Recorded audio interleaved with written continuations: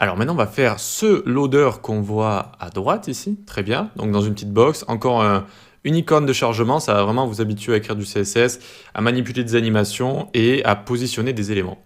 Donc on va venir ici, tac, tac, on est là. On fait quoi pour commencer? Une div avec la classe AnimeBox, ce sera la boîte dans laquelle il y aura l'animation. Une div avec la classe AnimeIntérieur. Et là-dedans, on va faire des divs avec à chaque fois la classe rect, puis rect $x 5 comme ça. Et hop, ça nous écrit 5 divs avec à chaque fois la classe rect pour les styliser globalement et une classe avec l'index à chaque fois, c'est ça le $, pour pouvoir les différencier notamment au niveau des animations. On va pouvoir se retrouver dans le CSS juste ici. Alors on va enlever tout sauf le début qui est juste ici. Voilà, nickel. Donc le body, tac, on va lui mettre un background hashtag F1, F1, F1. C'est quasiment comme du blanc, hein, c'est une sorte de blanc cassé. Ensuite, l'anime box, on va la créer. Ça va être une box de 200 pixels sur 200. 200 pixels sur 200, voilà. Ça va avoir border 5 pixels solide hashtag 333. Hop. Et là, on va le voir apparaître. Hop, notre box, elle est juste ici. Margin 100 pixels en haut et en bas, auto à gauche et à droite pour la centrer. Et une petite position relative, vu qu'il va y avoir un élément en position absolute à l'intérieur. Et que les absolutes se réfèrent à leurs parents positionnés s'ils annoncent, sinon c'est le body. Ok, ensuite anime intérieur. Anime intérieur, ça va être une petite box à l'intérieur qui va contenir tous nos petits rectangles. Cette petite box va faire 100 pixels de haut et 50 pixels de large. Hop. Et on va la mettre en position absolute.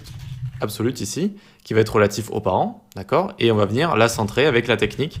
Voilà, je vous habitue à cette technique. Top 50%, left 50%, transform, translate. Moins 50%, moins 50%. Hop, hop, nickel. Tac, tac. On va lui mettre un background orange pour visualiser tout ça. Elle est là, elle est parfaitement centrée. Vous voyez que cette technique est quand même assez efficace, notamment quand vous avez des éléments dans des éléments et que vous voulez parfaitement les centrer. Et on va placer un petit text align center. Pourquoi? Parce que ce qu'on aura ici, les petits rectangles là, ce seront des displays inline blocs. Et vu que c'est des inline, text align center fonctionne pour eux. Et ils pourront être parfaitement centrés dans notre bloc orange ici. Alors justement, on va s'en occuper tout de suite. Les rectangles, rect ici, tac, on leur met un background hashtag 333. Hop, display inline block pour les mettre donc les uns à la suite des autres. Tout en acceptant une hauteur et une largeur. Donc on va pouvoir mettre une hauteur de 60 pixels et une largeur de 6 pixels. Enfin, on leur met un margin 0 en haut en bas et juste 1 à gauche et à droite pour les séparer un petit peu. Maintenant, donc, on a nos rectangles qui sont ici, très bien, et ils sont centrés avec Text Align Center. Regardez, si je l'enlève, tac, ça ne fonctionne plus. Si je le remets, ça fonctionne. Super. On va pouvoir créer l'animation maintenant. L'animation des rectangles, animation. On donne un nom. Allez, on va l'appeler étire, comme quelque chose qui s'étire et qui se rétrécit. Ça va durer 1,2 secondes à l'infini. Easy in out. Ok, on commence à comprendre ces propriétés avec ces valeurs. Hein, voilà, donc toutes les propriétés raccourcies dans animation. Ça se fait à l'infini et easy in out, c'est la façon dont l'animation se fait. Très bien, super. On va maintenant pouvoir la créer, cette animation, @keyframes étire. Et dans notre animation, ici, on va la faire démarrer à 0%, transform scale Y, 0,4. Qu'est-ce que c'est scale Y? Scale, ça sert à faire grossir normalement sur X et sur Y, grossir un élément ou rapetisser sur un élément.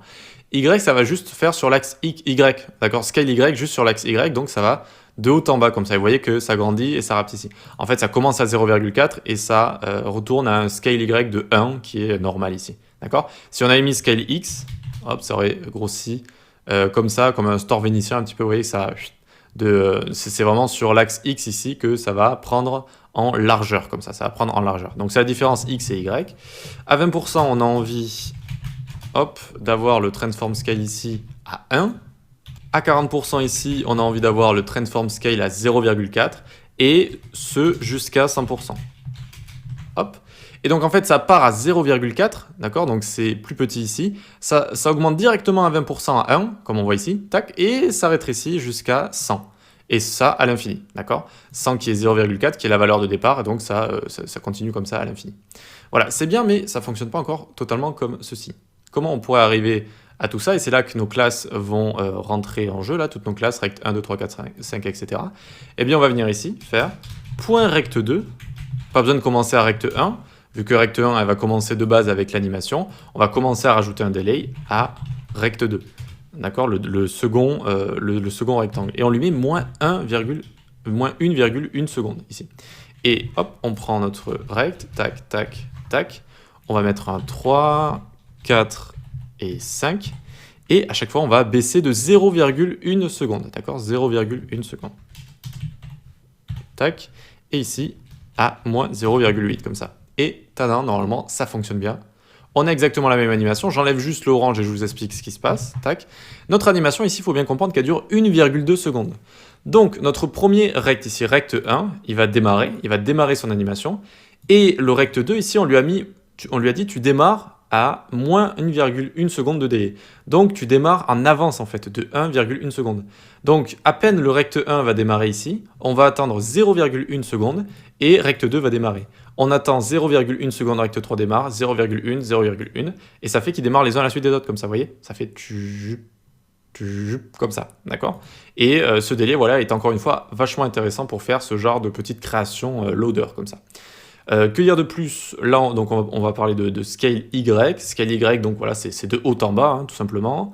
Ensuite, inline block ici. On a centré parfaitement notre petit container là, hop, qu'on voit ici si on met de la couleur. N'hésitez pas à rajouter background quand vous créez des choses et que vous ne comprenez pas trop. Ça aide souvent à visualiser ce qui se passe.